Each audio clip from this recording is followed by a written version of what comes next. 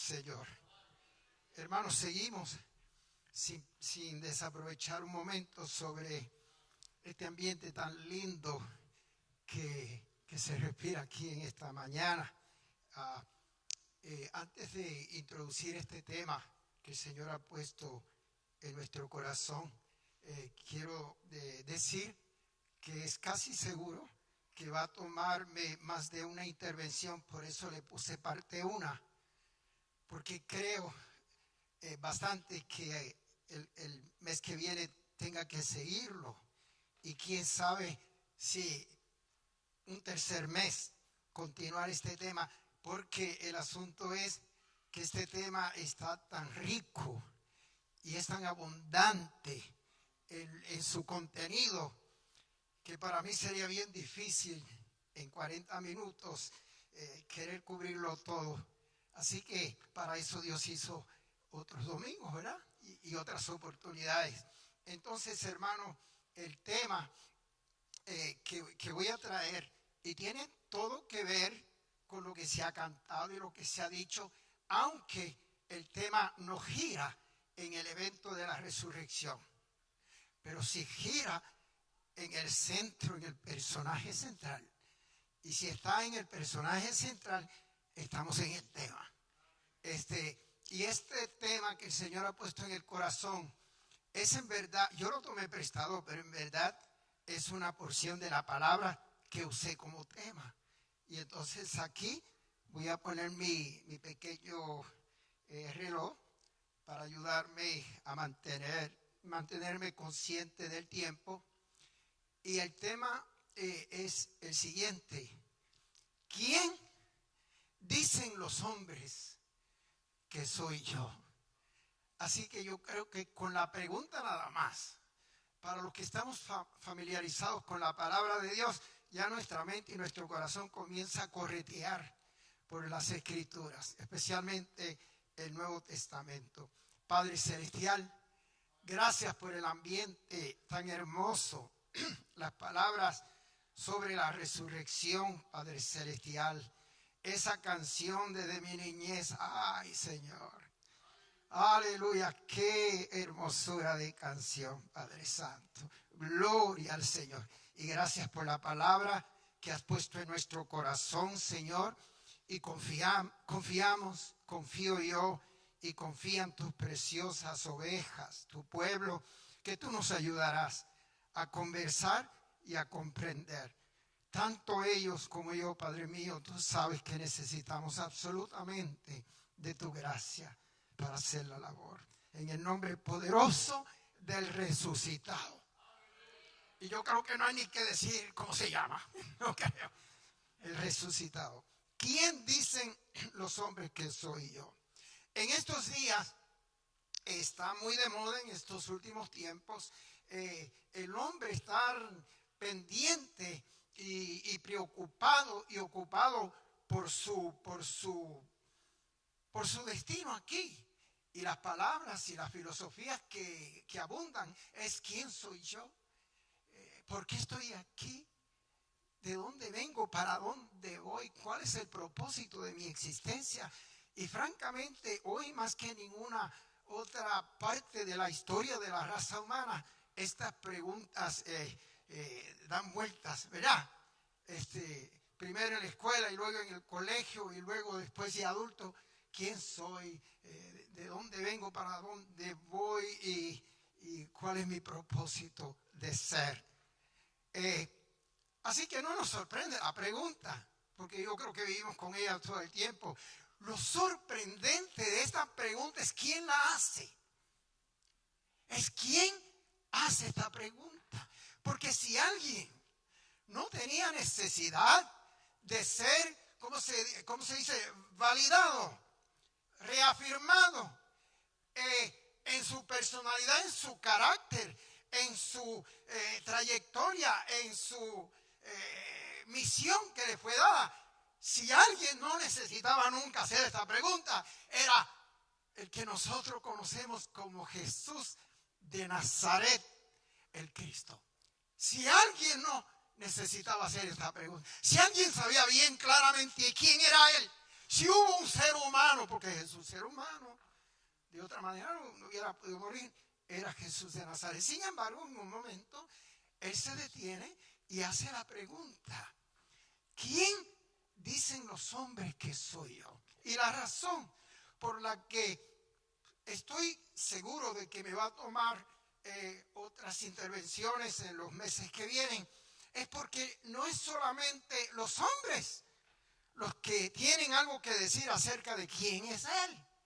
Hay otros que los estaremos cubriendo quizás no esta mañana, pero según les seguimos dando al tema, confiamos que el Señor siga ayudándonos, que el Señor les dé gracia para que su mente, cuando volvamos el mes que viene, vuelva automáticamente a recoger, ¿no?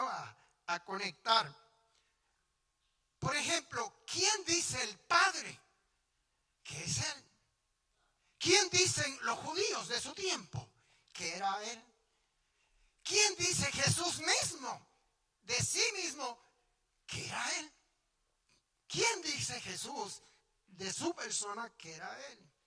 ¿Quién dice la naturaleza que es Él? Porque la naturaleza tiene bastante para testificar.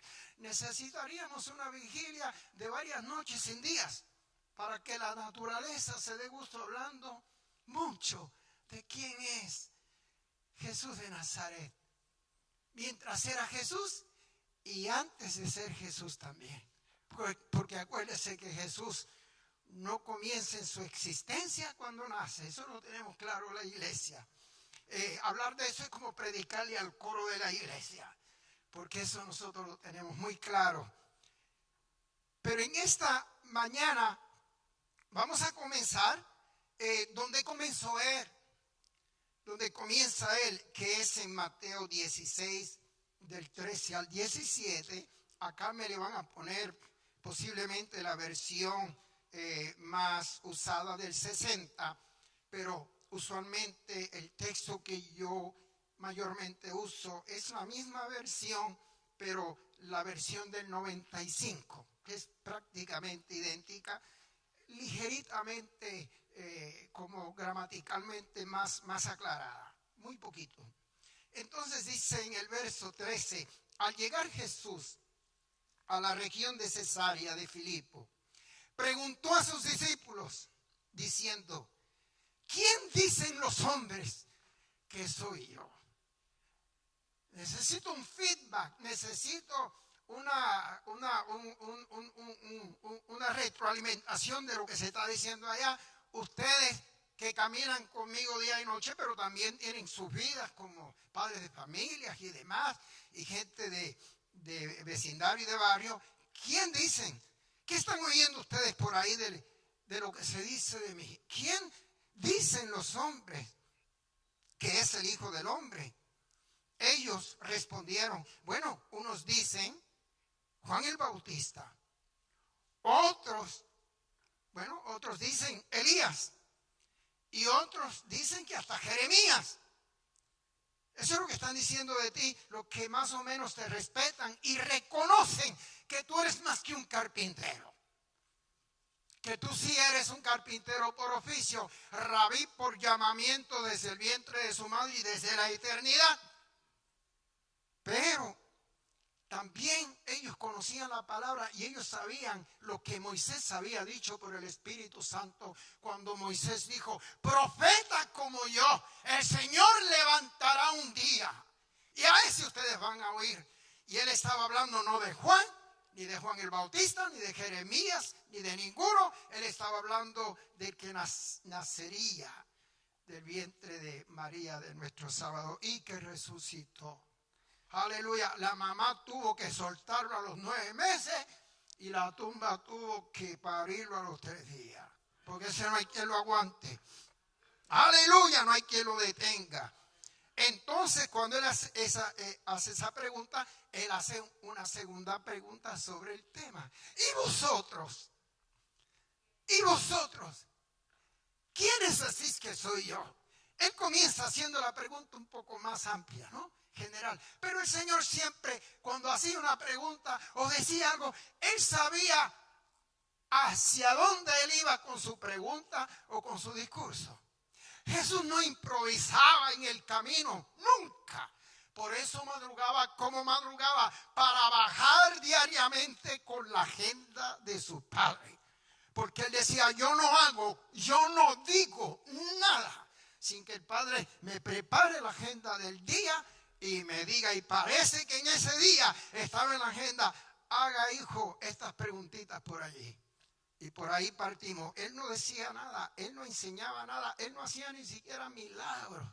Yo no puedo hacer ni quiero hacer nada si no es con el Padre y por el Padre. Lo que yo oigo que Él me dice, eso digo. Creo que estamos claros en eso también. Aleluya. Entonces, ¿y vosotros? ¿Quién decís que soy? Respondiendo Simón Pedro. Respondiendo Simón Pedro dice, tú eres el Cristo, el Hijo del Dios viviente. Y Pedro dio al clavo en el centro con el martillo de la revelación que recién le habían dado del cielo en ese mismo momento. Tú eres el Cristo, el Hijo del Dios viviente. El asunto de esta respuesta de Pedro es que el misterio de Cristo ser el Mesías era un misterio escondido que no se había revelado, y aún después de esto Jesús les prohibió a ellos que publicitaran quién era Él. Y al contrario, en todo el tiempo estaba diciéndolo Jesús, no digan quién soy yo. No digan quién soy yo. Cuando hacía milagros, le decía al que sanó, ni siquiera diga quién te sanó. Porque Jesús se esforzaba por mantener lo más secreto posible quién era Él. Y a Jesús le convenía que lo vieran más bien como el profeta o el Mesías de transición. Y cuando Jesús decía algo, era muy rara la vez que lo explicaba. Decía algunas cosas, pero él entraba porque él nunca estaba él nunca estaba en el estrés de querer probar quién era. Entonces dice aquí, entonces le responde Jesús a Pedro, bienaventurado eres, Simón Pedro, bienaventurado eres, Simón, hijo de Jonás, porque no te lo reveló carne ni sangre, sino mi Padre que está en los cielos. La única manera de saber verdaderamente quién es Jesús, hay una sola persona que tiene el intel. Hay una sola persona que puede decir quién es Él, explicarlo y aclararlo, y es el Padre. Yo creía que era el Espíritu Santo. ¿Y de dónde cree usted que el Espíritu Santo también recibía sus instrucciones? ¿O se nos olvidó que Él tampoco decía nada de sí mismo? Sino que el Espíritu Santo hablaba y decía y promovía y proyectaba a Jesús. Así como Jesús se desvivía para hablar y proyectar al Padre. Gloriosa Trinidad. Misterio profundo que jamás se llegará al fondo de la comprensión. El que diga, tengo la Trinidad teológicamente clarita, muchacho, si es un pastor y dice eso con arrogancia, no te digo que te vayas, sal corriendo, di fuego y sal corriendo. Porque el que me diga a mí que sabe a la saciedad, uno que es un solo Dios y es tres personas y lo sabe a la saciedad, ese día Jesús, el Señor, dejó de ser Señor y tú supiste más que Él, por tanto eso te hizo a ti Dios y a Él lo hizo otra cosa. Eso nunca. ¿Por qué creen ustedes que el Señor nos regala una eternidad? ¿Por qué creen? ¿Por qué creen que nos regala una eternidad? Hermanos, se necesitará toda una eternidad sin fin para conocer. Y es un conocer que no deja a uno que no deja a uno insatisfecho. Es un conocer que nunca se acabará. Porque Dios no se puede acabar. Por tanto, ¿quién es Él? ¿Qué es Él? ¿Qué hace? ¿Y cómo lo hace? Eso jamás dejará de ser. En el cielo jamás cesará la actividad. Pero la actividad de gloria, la actividad que camina sobre las ruedas de eterno descanso y reposo. Aleluya. Bienaventurado eres porque no te lo revelaron los rabinos del templo, ni te lo revelaron los grandes de este mundo, ni nada, sino mi Padre que está en los cielos. Solo por revelación del Padre podemos saber quién es Jesús. En Lucas 10:22, en la versión 95, la que estoy leyendo, dice: todas las cosas me fueron entregadas por mi Padre, y nadie conoció quién es el Hijo, sino el Padre, ni quién es el Padre, sino el Hijo, y aquel a quien el Hijo lo quiera revelar. Esto nos lleva a otro punto, que si usted quiere conocer al Padre, tiene que ir a Jesucristo. Porque el único que conoce a fondo por toda la eternidad quién es el Padre, es el Hijo.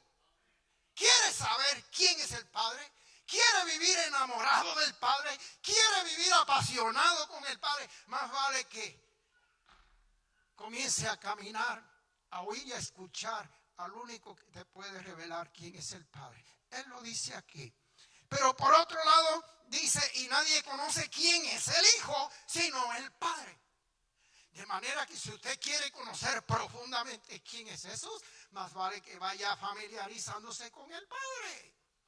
Porque el Padre es el único que conoce a su Hijo como nadie, ni ahora ni nunca, ni en la eternidad pasada, ni en la eternidad presente. Y cuando hablamos de eternidad pasada y presente, es un lenguaje porque estamos limitados. Pero en verdad no existe tal cosa como eternidad pasada y eternidad presente en Dios. En Dios es un siempre, ahora y hoy. Aleluya. Gracias, Padre Celestial. Entonces, queridos hermanos, llega el Señor a otro punto. ¿Quién dicen los judíos que soy yo? Aquí lo lleva a su gente, a su cultura. Aquí encierra a los rabíes, los maestros, los que estaban siempre rodeándolo, particularmente para sorprenderlo en alguna cosa fuera de lugar y decir: ajá, aquí sí que te agarramos doctrinalmente, aquí sí.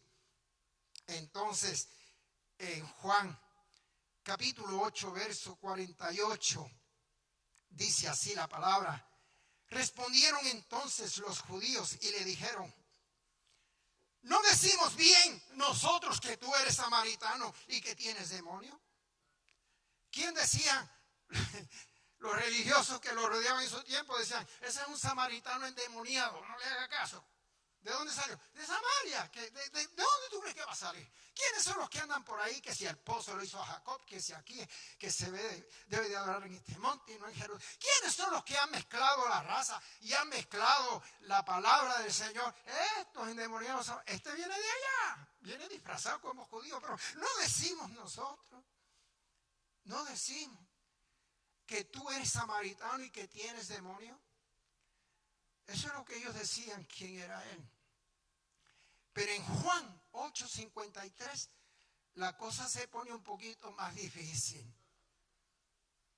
y más interesante. En Juan 8:53 vuelven ellos, porque ellos no cesaban de seguirlo, no para obedecerlo, para ver cómo lo podían sorprender.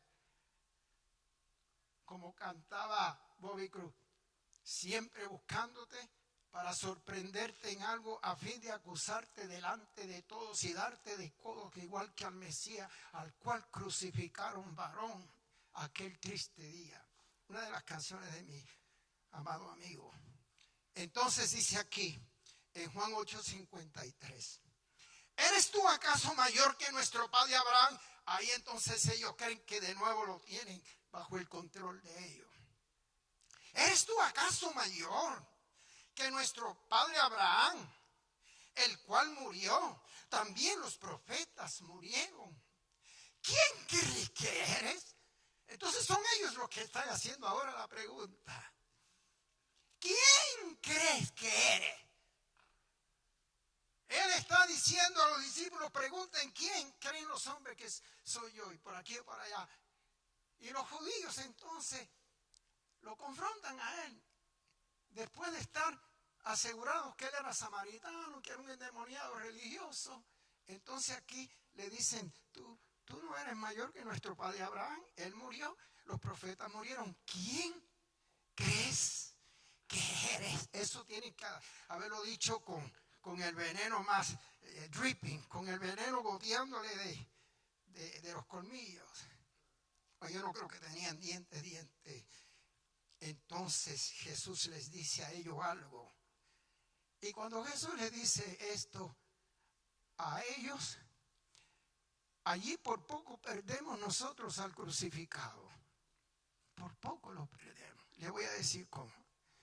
Entonces, dice así. En el verso 58 Jesús les dijo, de cierto os digo, antes que Abraham fuera, yo soy. Ahí él les dijo quién era él. Sin explicaciones, pero ellos entendieron perfectamente de quién estaba hablando él. ¿Cómo sabemos que ellos sabían perfectamente de quién estaba hablando él? Pues dice la palabra, tomaron entonces piedras para arrojárselas. Pero Jesús se escondió y salió del templo y atravesando por el medio de ellos se fue, porque él estaba para ser crucificado, no apedreado. Entonces ellos lo iban a matar a pedrada, porque cuando él dijo, antes de que Abraham fuera, yo soy. ¿Sabe lo que les dijo ahí? Él le dijo, yo soy el Dios de la zarza. Yo soy el Dios que se le apareció a Moisés. A Moisés no se le apareció otro. Este que camina en un cuerpo humano con un oficio de carpintero, nacido y criado en un humilde barrio en Nazaret, es nada más y nada menos que el Dios de Abraham, que el Dios de Isaac, que el Dios de Jacob, que el Dios de Moisés, a quien se le apareció en la zarza. Y antes de ese momento, ellos, los patriarcas, me conocían como El Shaddai, el Altísimo, pero ninguno me conocía con mi nombre. I am that I am. Yo soy el que soy.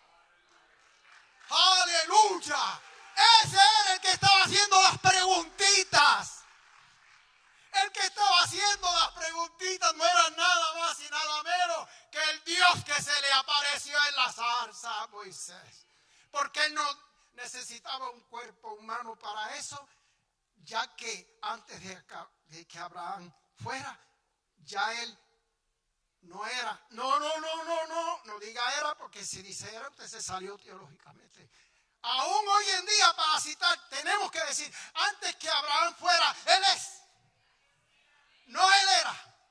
Aunque si usted dice era, está bien. Pero añádale el que era, el que es y el que ha de venir. Entonces ahí pues negociamos con eso. Aleluya. Con permiso, hermano, que hasta el reloj mío sé. Ojalá y no me tire piedra, ojalá y sea de gozo que está brincando. Aleluya. Queridos hermanos, antes que Abraham fuera, yo soy. Ellos entendieron clarito, por eso tomaron piedras, porque no pudieron tolerar tal blasfemia, que él se atreviese a decir que él fue el Dios que se le apareció a Moisés en una zarza ardiendo, y luego se le vuelve a aparecer en la cumbre del monte, que el monte era más pentecostal que los pentecostales. El monte lo que quería era danzar en el espíritu. Yo creo que aquel monte pedía una pandereta buena para poder bailar al ritmo de la presencia. Pues dice la Biblia que el monte temblaba de arriba abajo y que el fuego de Dios cayó sobre aquella cumbre. Y el monte mismo, aquel monte temblaba, porque Dios estaba allí. No promuevo música, pero esa es una de mis canciones que yo grabé por ahí, que todavía me llenan de bendición. Entonces, queridos hermanos, en Juan 10:30 y 33, el Señor dice, el Padre y yo, uno somos. Entonces los judíos, ¿saben lo que hicieron? Volvieron a tomar piedras. ¿Para qué? Para apedrearlo.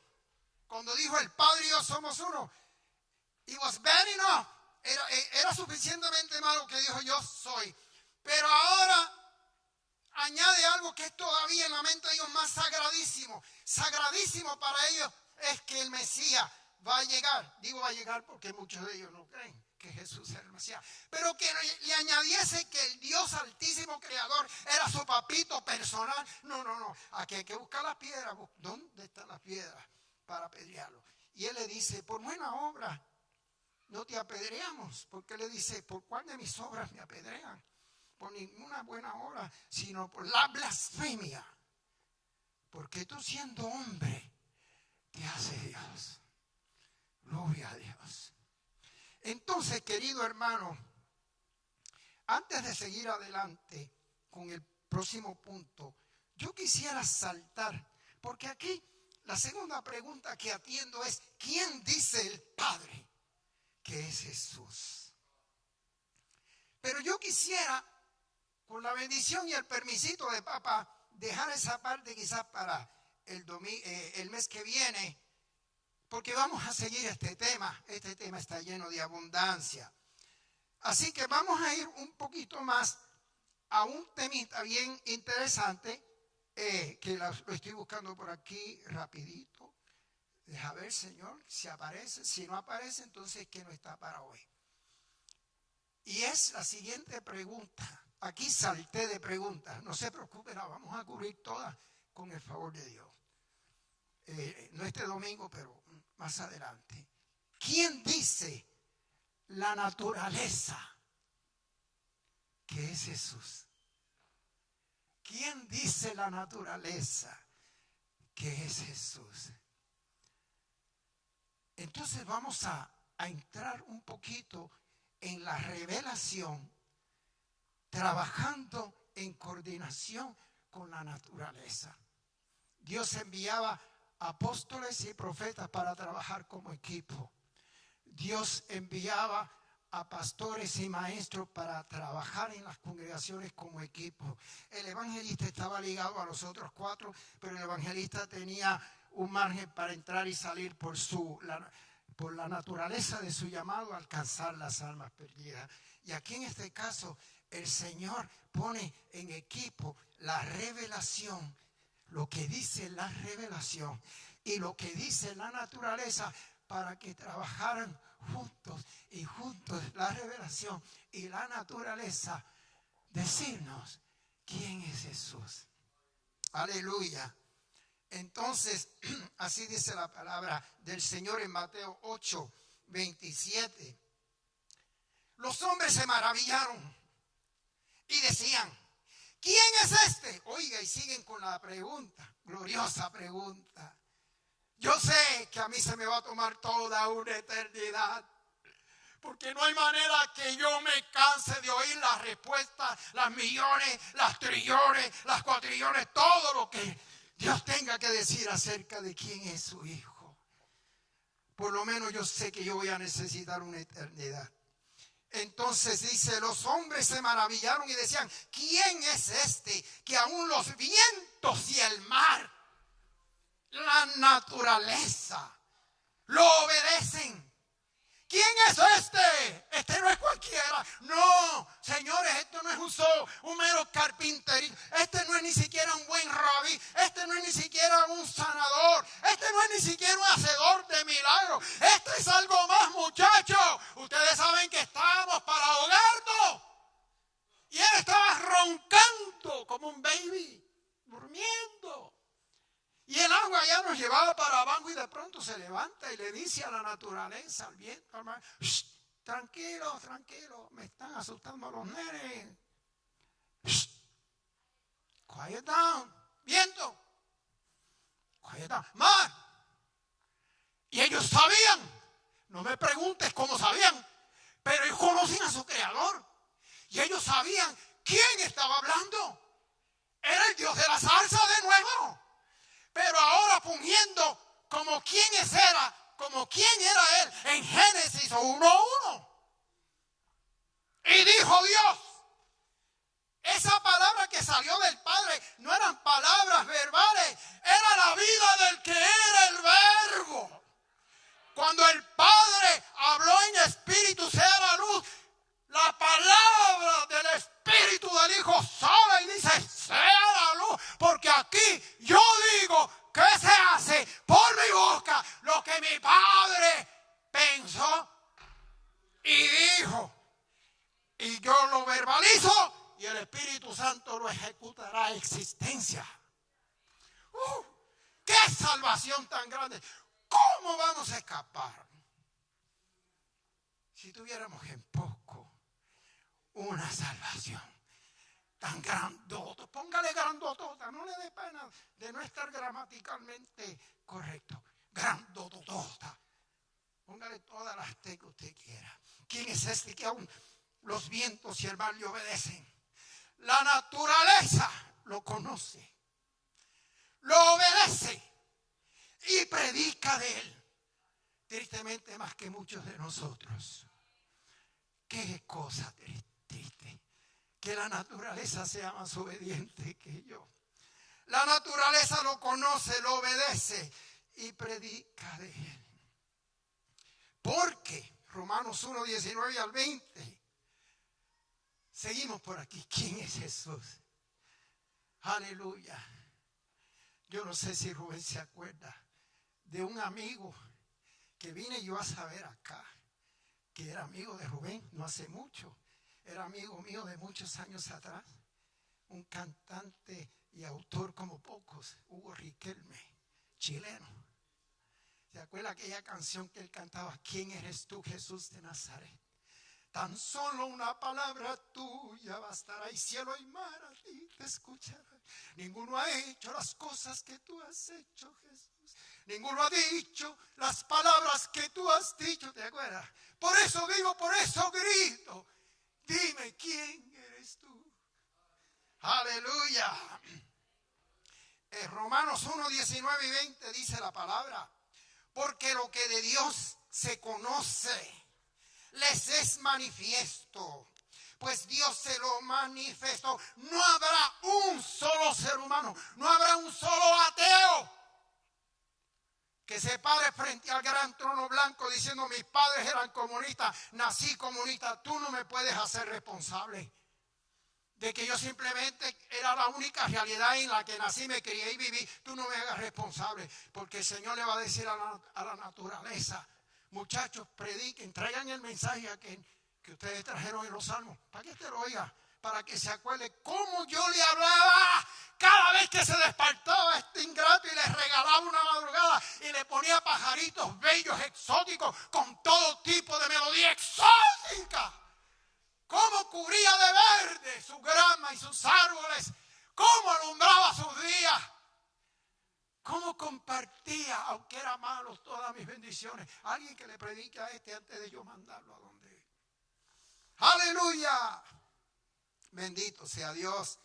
Dice: porque las cosas invisibles de Adonai, su eterno poder y su deidad, se hacen claramente visibles desde la creación del mundo, siendo entendidas por medio de las cosas hechas, de modo que no tienen excusa. Aleluya. Cuando Dios hizo Génesis, lo que estaba escribiendo era una Biblia para que todo el mundo la leyera. Génesis no es otra cosa que la primera Biblia que el Señor y el autor escribió. Eso es lo que, de acuerdo a este pasaje, esa fue la primera Biblia. Pero si quieren un poquito más de detalle, no para usted, porque usted se está gozando. Imagínense, le están hablando de su Salvador y su Redentor, aquel que usted ama y aquel del cual usted vive agradecido. Esto no es ni para usted, esto es para otro. Pero gócese. Yo me gozo como si yo tuviera necesidad de convertirme de nuevo. Soy capaz de decirle: Señor, ¿me puedo convertir de nuevo? Aunque me siento resalvo. Pero es como que le dan unos deseos a uno de... aleluya, y humillarse ante la grandeza de nuestro Redentor. En el Salmo 19:1-6 dice: los cielos cuentan la gloria de Dios. Hombre, no me diga que eso no era un capítulo de los muchos. Lo que pasa es que David esa mañana abrió su Biblia en ese capítulo del cielo. Los cielos cuentan la gloria de Dios y el firmamento anuncia las obras de su mano. Un día emite palabra, otro día, escuche esto. Un día emite palabra, otro día, y una noche a otra noche declara sabiduría. No se deja de predicar. Sin embargo, ¿cómo se predica? Mire esto. No hay lenguaje, ni palabras, ni es oída su voz. La naturaleza habla sin servirse de lo que usted y yo necesitamos para comunicarnos. Y se entienden claramente. Y un día comparte su Biblia con el otro día. Y una noche a otra noche le declara revelación. Entonces dice: por toda la tierra salió su voz. No es oída, no hay lenguaje ni es oída su voz. Por toda la tierra salió su voz. Y hasta el extremo del mundo sus palabras. Porque están impregnados de palabras que no se oyen. Pero el que tiene oído, oiga. El que tiene ojos va a ver, va a leer, va a escuchar lo que otros dicen. Aquí no hay palabras, aquí no hay lenguaje, aquí no hay sentido. Aquí esto no tiene sentido. Tú siguiendo a uno que crucificaron y que resucitó al tercer día. Muchacho, ¿qué fantasía es esa? No, fantasía es la que tú tienes. Porque es más fantasioso pensar que Dios no existe que existe. Aleluya. Yo voy a la mía. Yo voy a Él. Aleluya. Por eso a Cristo le voy. ¿Te acuerdas la ranchera mexicana? Por eso a Cristo le voy. Me gustaba esa parte. Aleluya. Entonces dice: no hay lenguaje ni palabra. Por toda la tierra salió su voz. Y hasta el extremo del mundo sus palabras. En ellos, en los cielos, puso tabernáculo para el sol. Apunte en su mente la palabra sol. Rapidito que me quedan unos poquitos minutos. La palabra sol, márquela en su interior, porque vamos a tocarla. En ellos, en los cielos, puso un tabernáculo para el sol. Y como esposo, apunte por ahí la palabra esposo en la mente. En la mente, subraya en la mente la palabra sol, subraya en la mente la palabra esposo. Subráyela acá. Si lo quiere hacer con la pluma, amén. Pero aquí a veces como que se quedan más. La palabra sol y la palabra esposo. Puso un tabernáculo para el sol. Y como esposo que sale de su alcoba, se alegra cual gigante. Apunte la palabra gigante. Apúntela. Sol, esposo, gigante.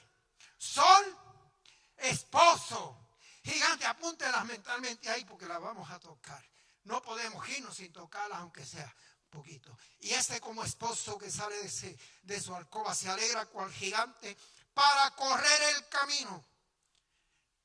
De un extremo de los cielos es su salida del oriente y su curso hasta el término de ellos, el occidente. Nada hay que se esconda de su calor. Nada se esconde de su calor.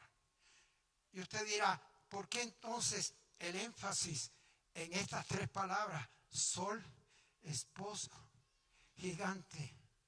Porque aquí en este salmo se ha mezclado la revelación de Dios en la palabra y el lenguaje de la naturaleza. La naturaleza hablando y el espíritu de revelación y sabiduría dándole a usted y a mí lo que proféticamente encerraba. Yo no sabía hasta que el Señor me ayudó a prepararme para este tema, que en este Salmo 19 la naturaleza no solamente estaba hablando, estaba profetizando la venida del Señor. ¿Cómo? Ahí está la venida del Señor. Ya vamos a ver. Miren lo que dice Mateo 24, verso 27. Porque como el relámpago que sale del oriente, como relámpago relámpago que sale del oriente y se muestra hasta el occidente, así será también la venida del Hijo del Hombre. No era solamente un poema inspirado, dado a David por el Espíritu Santo. Estaba hablando del esposo. Y para nosotros, el único esposo que conocemos es Jesús de Nazaret, el Cristo. Y para nosotros, el único gigante que reconocemos y respetamos es el Señor Adonai de los ejércitos. Aleluya. Pero seguimos un poquito más. Y el otro, el sol, el único sol que conocemos, porque el mundo adora al Dios Sol desde tiempos antiguos. Mira lo que tiene que decir proféticamente el profeta Malaquías sobre esto. Vamos a mencionar el sol. El sol. Malaquías dice: mas a vosotros los que teméis su nombre, los que teméis mi nombre. ¿Cuántos de aquí tienen profunda reverencia por el nombre de Yeshua HaMashiach, Jesús de Nazaret, el Cristo? ¿Cuántos de verdad tienen profunda reverencia por el resucitado? Mas a vosotros los que teméis mi nombre, nacerá el sol de justicia. Y ese es Cristo. Es el único que se atribuyó: yo soy la luz del mundo. Es el único del cual se dice en Revelación capítulo 21: y no vi en ella sol, porque el Cordero era el sol y la lumbrera. Aleluya. Mas a vosotros nacerá el sol de justicia, y en sus alas traerá salvación. ¿Quién fue el que nos trajo salvación sobre las alas de la gracia? ¿Quién fue el que vino lleno? Deme un par de minutos más y termino esta parte. ¿Quién fue el que vino lleno? El Evangelio de Juan capítulo 1, y vimos su gracia, gracia como del único unigénito del Padre, lleno de gracia y de verdad. ¿Quién fue el que trajo sobre esas dos alas? La gracia y la verdad vinieron por medio del sol de justicia, y sobre esas alas de la gracia y de la verdad llegó a esta tierra nuestro Redentor, nuestro Señor. Aleluya. Y dice: y saldréis y saltaréis como becerros de la manada. Ese día está a la vuelta de la esquina. Aleluya. Acuérdate que se pone un poquitito oscuro antes del amanecer. El mundo está un poquito oscuro. Lo puedes ver y deprimirte. O puedes decir: el madrugar está a la vuelta de la esquina. Llega el Rey pronto. Aleluya. El profeta Jeremías, Juan el Bautista. Hablamos del sol, Cristo el sol. ¿Quién es Jesús? El sol de justicia. ¿Quién es Jesús? El sol que sale alegre. ¿De dónde salió? De su alcoba. Cuando usted busca otras versiones y busca, va a ver que la palabra alcoba o recámara está hablando de wedding chambers. O sea, cámara matrimonial, como cuando dice en Salomón capítulo 1, el rey me metió en su cámara, y amor para aquí y amor para allá. Entonces ese sol, que David lo ve como el sol que sale, porque Dios puso un tabernáculo para ese sol, y Dios hizo un tabernáculo para nuestro Señor, que es su iglesia. Y entonces dice, como gigante que sale de su recámara matrimonial, wedding chamber, sale alegre. ¿Cómo que no? Se va de camino a buscar a la esposa. ¿Cómo lo sabemos? Porque como relámpago que sale del oriente y se muestra en el occidente, así será la venida del hombre cuando venga a recoger su iglesia, su amada iglesia, sus santos. Será lo mismísimo que David vio y muy posiblemente no lo entendió, pero en esta mañana el Espíritu Santo mezcla la revelación con la naturaleza, y ambos como un coro nos dicen: los cielos cuentan la gloria de Dios, pero la revelación dice: pero no solo eso, también nos muestra la profecía del que viene. Como el sol sale, como un relámpago. En la boda de aquellos tiempos, en la cultura, habían los lazos matrimoniales. El esposo no se juntaba con la esposa en los tiempos de Jesús. había un protocolo, una tradición, y él salía de noche a la casa de ella. Ya la había comprado, ya había pagado la dote. Las amigas íntimas de ella, invitadas, tenían que tener antorchas encendidas, porque la tradición enseñaba que si alguna se quedaba con la antorcha apagada, era algo que no se ajustaba a la alegría, a la luz, y no podía ser invitada. ¿Se acuerdan de la parábola? Pero no vamos a entrar en la parábola. Entonces salía el esposo y llegaba gozoso. Y cuando llegaba a la casa de los padres de la esposa, allí se hacía el anuncio: aquí viene el esposo, salid a recibirlo, y se la llevaba a su cámara nupcial. Y así, en el Salmo 19, este sol sale alegre de su alcoba como un gigante alegre, porque va a buscar a su novia. Aleluya. Entonces el profeta Jeremías lo llama gigante. Es la tercera palabra que nos queda. Y Jeremías 20:11 dice: mas el Señor Adonai está conmigo como poderoso gigante. Él es el sol que corre, Él es el gigante que corre, y es el esposo que llega a buscar a la novia. Todo en un salmo, en un pedacito de salmo. Pero ¿saben esto, querido hermano? Que esto será para nosotros.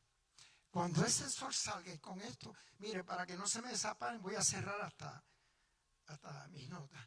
Cuando ese sol salga, de acuerdo a ese pasaje, nada se puede esconder de su calor.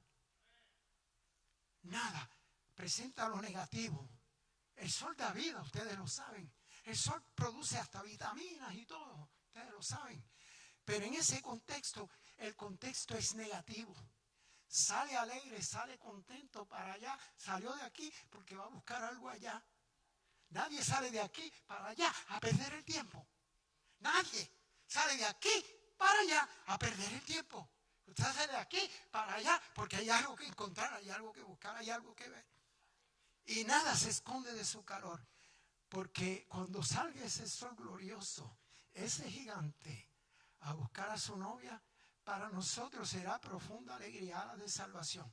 Pero para los que están en la tierra, que fueron desobedientes a Él, con ellos se va a cumplir el capítulo, creo que 7 de Apocalipsis, hacia el final, donde dicen que los reyes de la tierra, los grandes, los ricos, los capitanes, los poderosos, los esclavos y los libres se esconderán entre las peñas de los montes, se encerrarán, se meterán en las cuevas, diciendo: caigan sobre nosotros. Prefieren ser aplastados en la cueva, prefieren ser aplastados por el monte. Caigan sobre nosotros y escondernos del rostro del sol. Digo, de aquel que está sentado en el trono. Es el mismo. Caigan sobre nosotros y escondednos del que está sentado en el trono del Cordero, porque el gran día de su ira ha llegado. ¿Y quién podrá sostenerse en pie? No hay nadie que se escape de ese calor cuando Él llegue. Para nosotros será alegría y gozo, porque nosotros, como Eclesiastés, vivimos nuestra vida por encima del sol. Todo lo que vio Salomón que era negativo lo vio debajo del sol, de este sol. Pero nosotros vivimos por encima de este sol, con el sol de justicia. Y para nosotros será alegría y gozo, pero confusión perpetua. Para los impíos, el mismo sol que nos dará vida traerá un calor que no hay quien lo resista. Amado Padre Celestial, gracias por tu palabra. Señor querido, cuando uno piensa que ya no hay como mucho que buscarle a la palabra, tú, papito, le das un toquecito con tu dedo y de pronto abres tu glorioso libro como si uno nunca lo hubiese leído antes. Te adoro y te alabo. Te adoro y te alabo antes de bajar de este púlpito, Dios mío. Y cualquiera que tenga inclinación de, por lo menos junto conmigo, decir una expresión breve, de gracia, de gratitud. Si no vio mucho, lo que haya visto, abrácelo y atesórelo de su Padre Celestial. Después de todo, uno nunca se come todo lo que está en la mesa, pero uno come lo suficiente. Padre, reconocemos tu presencia en esta mañana y sobre esta palabra te adoramos y te suplicamos, Padre, que aprendamos a temerte con reverencia profunda y a tener un encuentro nuevo con tu palabra, porque ella sabe quién es Él. Gracias, Adonai. Gracias. Amados queridos, con el favor del Señor, entonces, si Dios permite, seguimos el mes que viene con la pregunta: ¿quién dicen los hombres que soy yo?